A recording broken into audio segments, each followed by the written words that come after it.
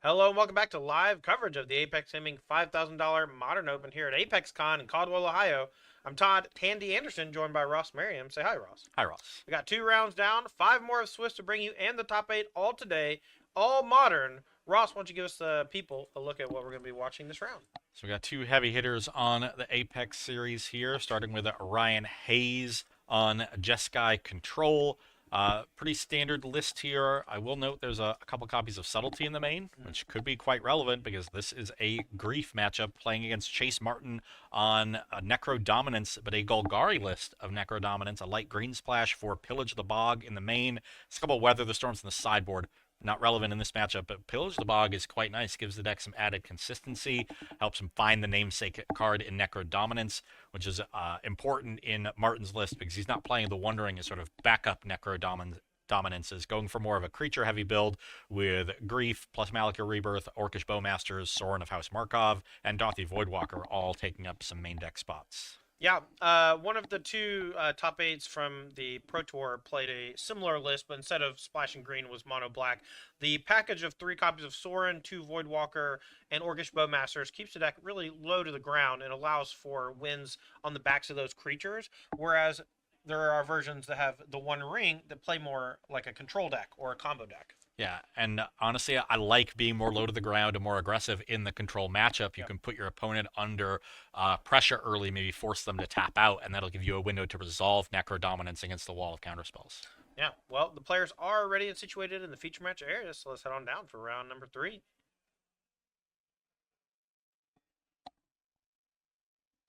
On your right, that's Ryan Hayes. On your left, Chase Martin? Yes. Chase Martin. Going to be on the play here for the Jeskai Control deck from Ryan Hayes. We're going to Surveil to the top. Look like a Tune the Narrative. There's a Castle Lockthwain from Chase Martin. Interesting land for the deck because it does give you more virtual draw for life, something you already have a lot of, but still a good land when you're in attrition battle. Yeah, easy one of, comes at a very low cost. Here's a Sorin of House Markov. This legendary creature. Let's get it on screen if we can. This is one of the flip planeswalker cycle that we've seen. Rao, Monsoon Mage, we've seen a Johnny, but the Sorin we don't get to see too often. It's a 2-cost 1/4 lifelink. Has Extort, so whenever you play a spell, you can pay black/white hybrid and drain your opponent for 1. And at the beginning of your post-combat main phase, if you gain 3 or more life this turn, you exile it and flip it over, and it becomes a planeswalker. The backside of it has a couple different abilities. One makes food, one zaps your opponent for the amount of life you gained, and the other one lets you gain control of target creature, becomes a vampire, gets lifelink, yada yada yada, and the backside has Extort as well. The -1 is the big one for this deck because you can play Soul Spike, you can play March of Wretched Sorrow, and then you can -1 and just blast your opponent for the remaining life total. This gives the deck a bit of a combo kill here.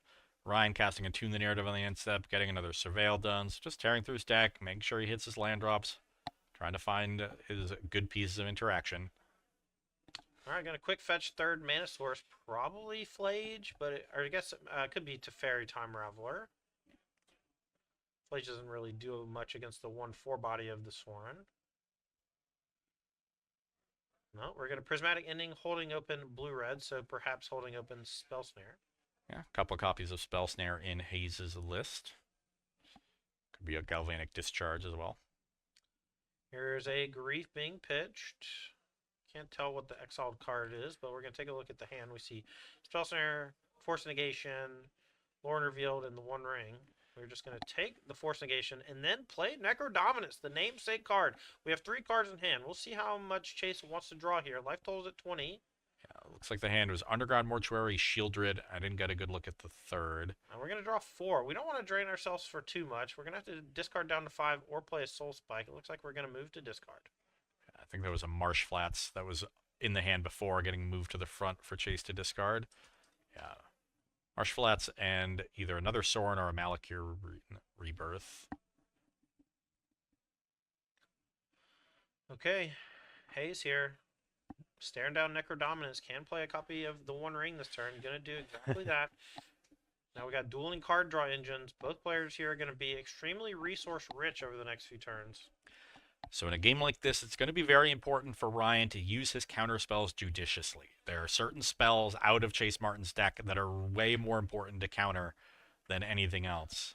All right, well, now we drew a Shieldred, so we can play that and then draw a bunch with Necrodominance, leaving us with more life than we're paying, thanks to the Shieldred drawing, or gaining 2 life whenever we draw a card. So we can go down to like 1 or 2 life, draw that many. Unfortunately, we can't do too much with the cards during the end step. Soul Spike here doesn't really work because of the One Ring, but we can maybe Soul Spike our own Shieldred for just 4 damage. Yeah, this is an awkward turn for Chase Martin to draw a ton of cards. Yeah, you get to discard a bunch of extra lands, but you are going to discard a few spells, and this is a game that could very easily come down to decking. Ryan Hayes is going to have a bunch of resources himself. All right, looks like we are going to deal 4 to our thing, our own Shieldred, and we can keep the best 5-card hand possible. And that 5-card hand probably contains another copy of Necrodominance. Is that all 4 copies of Orcish Bowmasters in hand? Perhaps. I see 3 there, and I think 1 is getting discarded. And all of those Bowmasters are quite relevant against the One Ring. So I think Martin might have been a little bit too cavalier here on this turn. Yeah, I would have drawn maybe somewhere between 5 and 15. Yeah. I'm not sure exactly what the right number is, but you really just want to draw a backup Necrodominance. I don't know that he did. Shieldred a great counter for the One Ring as well. Every time you draw, you take 2 damage on top of your burning counters. So Solitude in hand for Ryan, so he can answer the Shieldred. That is certainly step 1. So, okay, going for Wrath instead, so that'll clean up the Necrodominance as well. Okay. And we're going to draw 2 cards. Life total is still relatively healthy, and we find a backup One Ring to replace the one in play, so we don't overburden ourselves. Smart for Ryan there to main phase activate the One Ring, even though he was mostly tapped out because of the threat of Orcish Bowmasters from Martin's deck. And hitting a land drop, also important. Here's a Thoughtseize. Draw step and Graveyard now unlocked. Lorien revealed a second One Ring, a Spell Snare, Solitude, and Flage is the hand revealed for Ryan Hayes to this Thoughtseize. It's a pretty good set of cards. Yeah. This one feels bad. Unless Martin has another Necrodominance here. I do see it pillage the box, so maybe that's the plan.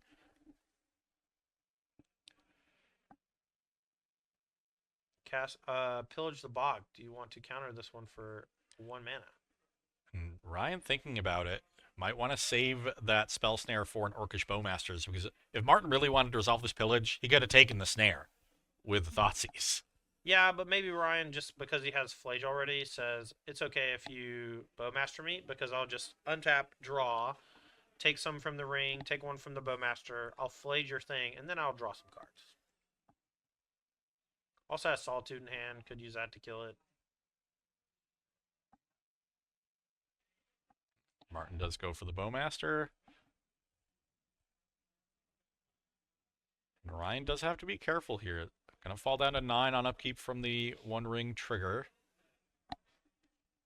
Has 2 more rings in the deck to find. Has a couple to fairies he can find to bounce and reset a ring. And worst case scenario, can Prismatic Ending it.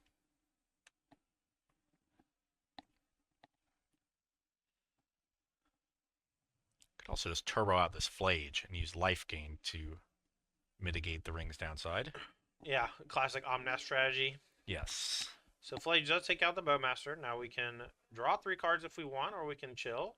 We haven't played a land drop yet. I kind of like drawing 3. And then next turn, we're just basically treading water with the Flage every turn, but we did find a ring to replace anyway. Yeah, there's a ring, an island, and a Galvanic Discharge. Good set of cards there. Ryan really just looking for a counterspell or 2 to lock this game up, I think. Yeah. Does have a counterspell in hand, but would like more in case of discard. So, Grief for Chase Martin. We'll see if that's the cast. See another Bowmaster chilling as well.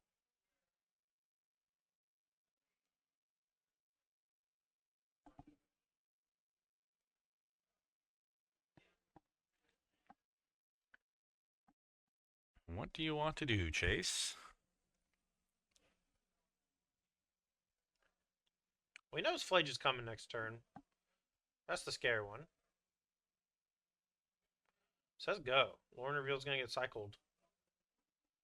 He's gonna find, looks like Hallowed Fountain. Yeah, Ryan certainly doesn't need more card draw with the One Ring going nuts, so let's find some more mana. The one-cost cyclers from Lord of the Rings Tales of Middle-earth, completely reshaping mana bases in multiple formats. Troll Khazad-dûn, an excellent cycler and Legacy with Reanimate. And Lorne Revealed, obviously great with Subtlety and Force Negation. Ryan going to fall to 8 on the upkeep from the One Ring. See how he wants to navigate this turn. Ooh. Arena of Glory. That's pretty good. That's a good draw. Yeah, looks like that's going to exert to give this Flage haste. So Ryan can gain 6 life this turn with 2 triggers coming. Deal with the Orc Army if he wants, or just send 12 to Chase Martin. I think either option is fine. Looks like we are going to take out the 1/1 while we're here. Going to gain 3 up to 11. The attack's going to gain 3 more up to 14. See if Chase wants to Fatal Push or something here. Ooh, maybe that's a good reason not to. Looks like we're just going to go for a march here. Yeah, has to exile a Grief to get the X up to 6. Now, Ryan can play Counterspell here. I don't know that he even cares. I think he might just let it happen. We're going to draw 4 cards in response, and then if we find some sort of Counterspell for it, we're going to continue on. Doesn't find another Counterspell in those 4 cards. A couple lands and a Teferi from what I saw. Maybe Solitude pitch itself, target the Flage to gain 6, but we're just going to let this happen. You're at 11. You can take a 4-point hit and be fine. Notably, the Arena was exerted, so that land will not untap next turn. And it was played as the land for turn. Yeah. But things looking quite good here for Ryan. Martin down to 1 card in hand. And the 38 life, Flage will make pretty quick work of that. Yeah. 9 a turn, plus the haste. Not next turn, but the turn after, maybe. I'm going to go back to Chase. Low in resources, needs one of the namesake cards, Necro Dominance. Doesn't find it. Going to pass back to Ryan. Takes 4 from the ring, has a backup ring in hand to replace. Finds another Flage as well. So plenty of life to work with here, even in the face of all these burden counters. Yeah, we're at the stage where Ryan has firm control of the game. He's just playing carefully, making sure he doesn't accidentally crack open a window for Chase Martin to come back.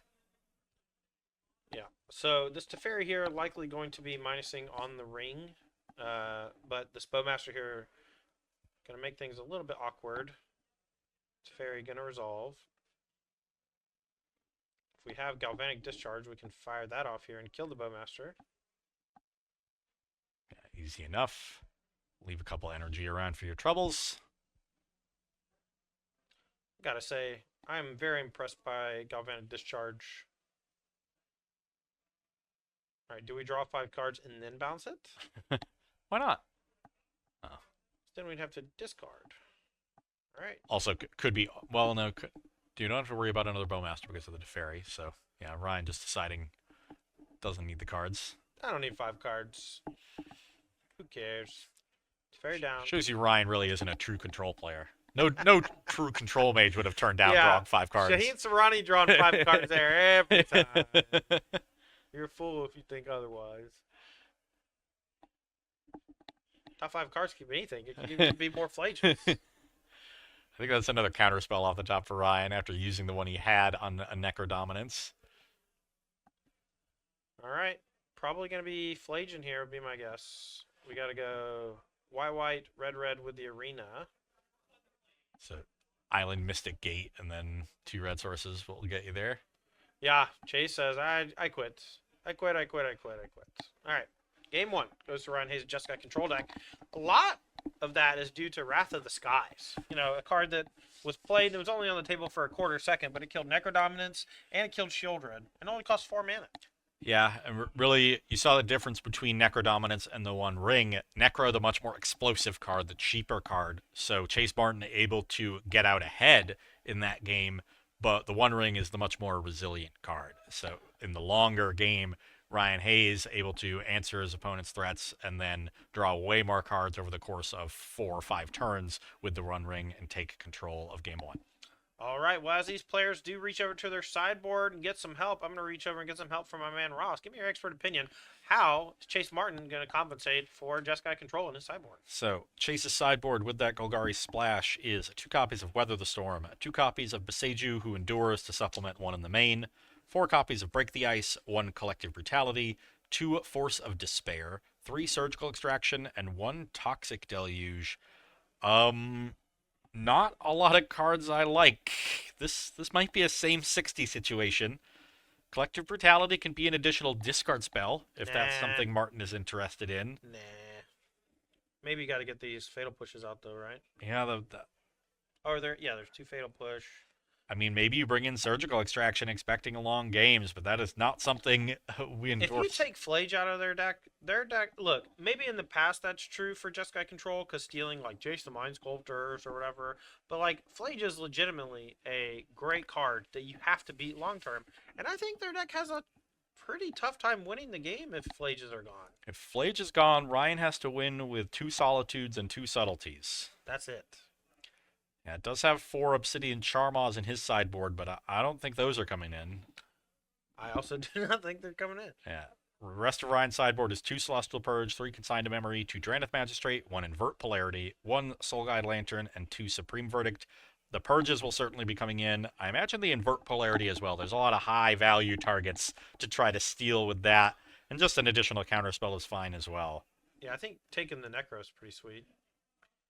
You have Flage. I mean, maybe you lock yourself under it on accident or whatever, but I just want to take Shieldred. just Flage them out. That's true. That's a good one, too. Looks like players are just about ready here for game number 2, but they're going to be taking some mulligans here. Chase Martin going down to 6. Ryan going to stay on 7. Can you imagine stealing a Soul Spike when they have a Necro going? Oof, that'd be cool. Martin. So yeah, the Invert Polarity seems excellent to me, but your point about hitting Flage with Surgical Extraction is a good one. I could see those coming in. We just have those Fatal Pushes that are just almost dead. They are poop soup. All right, handful of Bowmasters. Bowmasters over Flages. Is that 4? Is that all 4? Go to 5. Now it's none. Yeah. Send the hand back.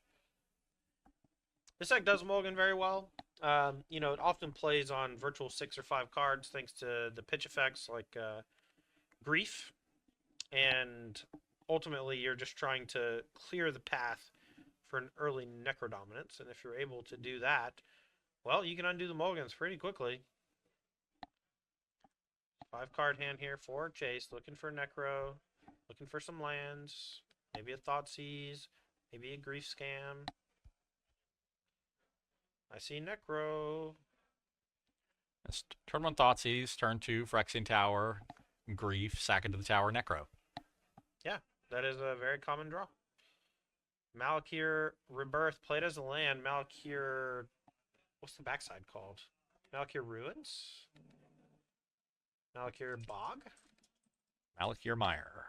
Mire, pretty close. All right, Soren, on 2. Let's see if Ryan has Spell Snare. We're going to go fetching with Arid Mesa. I don't see an answer in hand from the quick flip. So maybe just a Surveil land.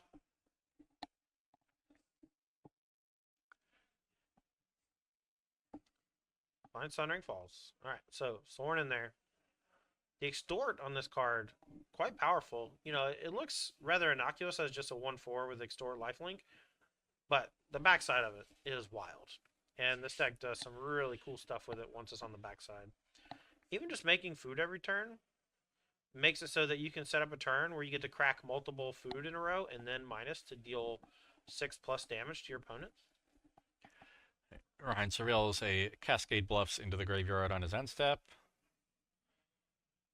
Let's see, it does have Solitude in hand, so it could answer the Sorin if he wants to, but I don't think there's any rush on that. Main phase 2 in the narrative is usually assigned you don't have lands, but Ryan surveilled the land to the graveyard. Well, maybe looking to doesn't have another relevant play. Maybe looking to Find a discharge. find a worse white card to discard to Solitude. He found Celestial Purge, but I don't think he wants to pitch that one to the Solitude. Could have also drawn an ETB tapped land naturally and want to play that on turn 2. So, but it is a sign that Ryan does not have a counterspell in hand, if Chase Martin is paying close attention. All right, well, we're going to pillage the bog. This is a plot. Plotting. We're plotting it. 3 mana. Gonna pillage later on. Dig deeper, maybe extort once your mana's freed up. Very on theme for green and black. Going scavenging through the muck. Looking for the good stuff way down deep. That's what this Necro deck's all about. All right. Hayes triggers Meticulous Archive. Top card. Gonna leave it on top, and we're gonna draw it. Looks like a land. Interesting that he put Cascade Bluffs in the grave. Maybe he didn't have white mana at the time. Maybe that's why he benched the land and kept this one. Unclear. Is that a Venser Shaper Savant in his hand, by chance? What blue card is that? I don't know. Alright. Back your way. 3 mana open.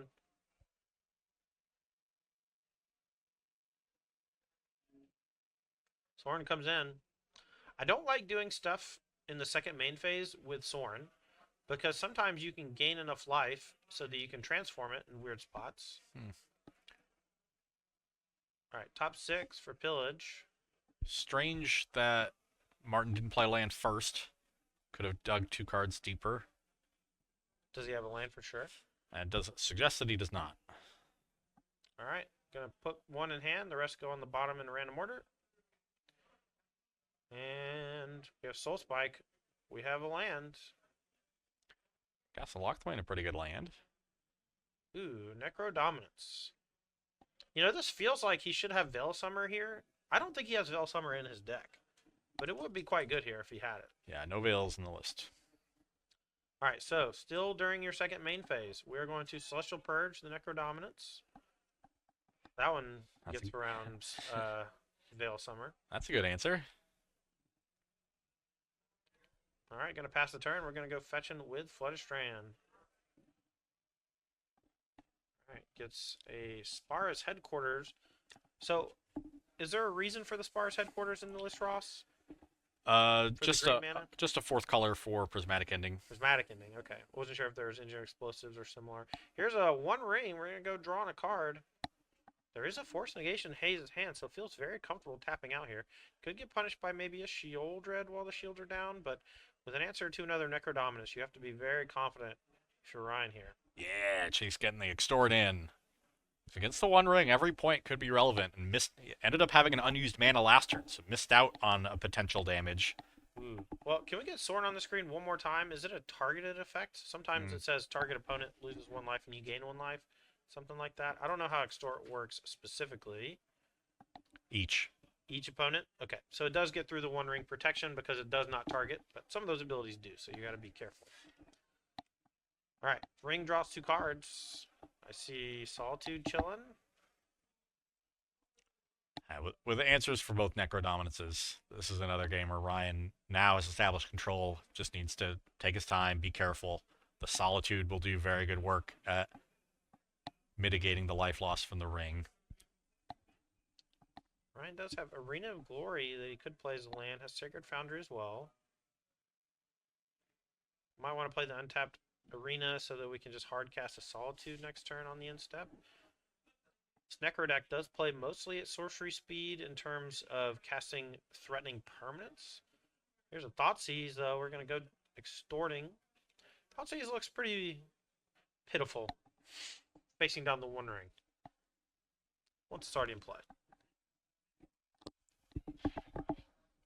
You're not wrong. In response, we're going to Solitude. Yeah, I'll play the best card in my hand. I'll show you the rest of them. I'll replace that with 7 cards next turn. Just 3 plus a draw step. Another 1 ring gone. So looks like Chase is going to go for the your 1 ring kills you plan, which we all know just never works. Just never works. Turns out the ring draws more cards, and those cards usually just are good because your deck is good.